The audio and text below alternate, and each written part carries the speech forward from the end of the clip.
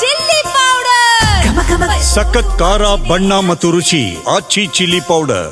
ಮುಂದಿನ ಮುಖ್ಯಮಂತ್ರಿ ಯಾರಾಗ್ತಾರೆ ಎನ್ನುವ ಚರ್ಚೆ ರಾಜ್ಯದಲ್ಲಿ ಜೋರಾಗ್ತಾ ಇದೆ. ಅದಕ್ಕೆ ಕಾರಣ ಅಂದರೆ ಯತೀಂದ್ರ ಕೊಟ್ಟಂತ ಹೇಳಿಕೆ ಬಹಳ ಸಂಚಲನಕ್ಕೆ ಕಾರಣವಾಗಿತ್ತು. ಅದರ ಜೊತೆಗೆ ನವೆಂಬರ್ನಲ್ಲಿ ಕ್ರಾಂತಿ ಶುರುವಾಗುತ್ತೆ, ಸಚಿವ ಸಂಪುಟ ರೀಶಫಲ್ ಆಗುತ್ತೆ ಎನ್ನುವ ಮಾತುಗಳಿತ್ತಲ್ಲ, ಈ ಮಧ್ಯೆ ಇದಕ್ಕೆ ಮತ್ತಷ್ಟು ಪುಷ್ಟಿ ನೀಡುವಂಥ ಘಟನೆಗಳು ನಡೀತಾ ಇದ್ದಾವೆ. ಹೌದು, ನವೆಂಬರ್ ಕ್ರಾಂತಿಯ ಚರ್ಚೆ ಮಧ್ಯೆ CM ದೆಹಲಿ ಪ್ರವಾಸವನ್ನು ಕೈಗೊಳ್ತಾ ಇದ್ದಾರೆ. ನವೆಂಬರ್ 15ಕ್ಕೆ CM ದೆಹಲಿಗೆ ಪ್ರಯಾಣವನ್ನು ಬೆಳೆಸ್ತಾ ಇದ್ದಾರೆ.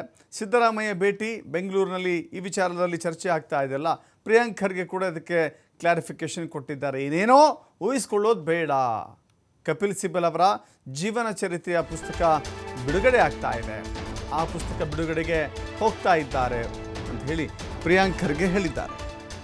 ಅಲ್ಲಿ ಹೋದ್ಮೇಲೆ ವರಿಷ್ಠರನ್ನು ಭೇಟಿ ಮಾಡ್ಬೋದು, ರಾಹುಲ್ ಗಾಂಧಿ ಅವರನ್ನು ಭೇಟಿ ಆಗ್ಬೋದು, ಖರ್ಗೆ ಅವರನ್ನು ಭೇಟಿ ಆಗ್ಬೋದು. ದೆಹಲಿಗೆ ಅಲ್ಲದೆ ನಾಗ್ಪುರಕ್ಕೆ ಹೋಗೋಕ್ಕೆ ಸಾಧ್ಯನಾ ಅಂಥೇಳಿ ಪ್ರಶ್ನೆ ಮಾಡಿದ್ದಾರೆ ಬೆಂಗಳೂರಿನಲ್ಲಿ ಸಚಿವ ಪ್ರಿಯಾಂಕ್ ಖರ್ಗೆ. ಸಿಬಲ್ ಅವರ ಒಂದು ಜೀವನ ಚರಿತ್ರೆದ ಪುಸ್ತಕ ಇದೆ, ಪುಸ್ತಕ ಬಿಡುಗಡೆಗೆ ಹೋಗ್ತಾ ಇದ್ದಾರೆ.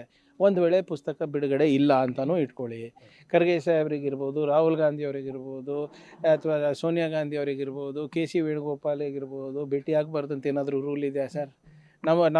ನಮ್ಮ ಹೈಕಮಾಂಡಿಗೆ ನಾವು ಡೆಲ್ಲಿಗೆ ಹೋಗಿಲ್ಲ ಅಂದರೆ ನಾಗ್ಪುರಿಗೆ ಹೋಗ್ತೀವಿ ನಾವು? ಡೆಲ್ಲಿಗೆ ಹೋಗ್ಬೇಕಲ್ಲ. So what is wrong? ಈಗ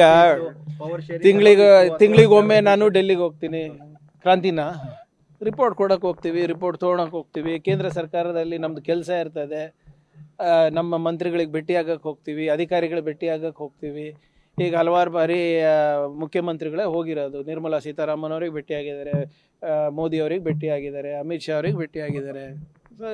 ಹಂಗೆ ನಮ್ಮ ವರಿಷ್ಠರಿಗೂ ಭೇಟಿ ಆಗ್ತಾರೆ.